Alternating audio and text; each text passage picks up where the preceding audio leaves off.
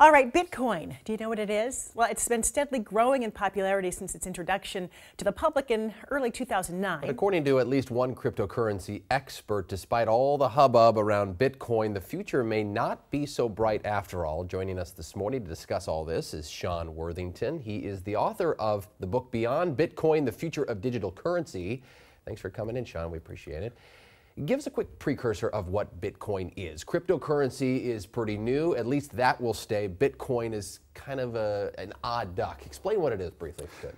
Well, Bitcoin is the first digital currency to solve what's called the physical integrity problem of digital money. And so if you have something digital, how are you going to stop somebody from counterfeiting it? How are you going to stop somebody from deleting it? What's going to stop the government from coming in and just turning off the servers? Right. So Bitcoin was the first to do that. Okay. So why do you say that you think it's headed for major trouble? Partly those reasons you just gave. Well, we're starting to understand what money is. And it turns out that monetary systems are basically databases, and money acts as data. And so we don't need to mine, and we don't need to spend a lot of electricity trying to make our digital currency. We can actually get physical integrity without all of that inefficiencies. Yeah, it is really a unique system, right? I mean, no government looking at the money. You don't have any sort of bank looking at the money. It's everyone approves the transactions themselves, right? Anyone who owns Bitcoin approves it themselves. That's kind of the way it works. It's an algorithm. Yeah, that's right. Right. They keep an eye on each other. So you have kind of come up with this idea of CloudCoin as a digital currency now, that it eliminates some of the flaws you found in Bitcoin. Explain how that works. Well, CloudCoin does not track every transaction in a blockchain like cryptocurrencies do. Instead, what it does is just a counterfeit detection system, and it can tell whether the money is real or not. And so that means that it's very efficient. It can transmit in just milliseconds.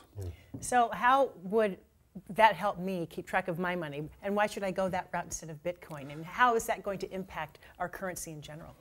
Well, this allows you to buy things at your computer with cash, just like you were using regular money. And you don't need to have any bank fees, and you don't have to worry about your bank saying, hey, you don't have money in there when you do. Because that is one problem that a lot of people say is they finally get to mine a Bitcoin. It's a long story, but they finally get some. They just can't go down to the 7-Eleven and use it. You can't use it everywhere, right? So that's what's... Yeah, that's right. Bitcoin takes about 4 hours to transact, and it's very expensive. It takes about $45.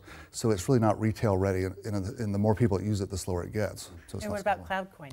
So CloudCoin is absolutely scalable, and it transacts in milliseconds, so it should be perfect for retail.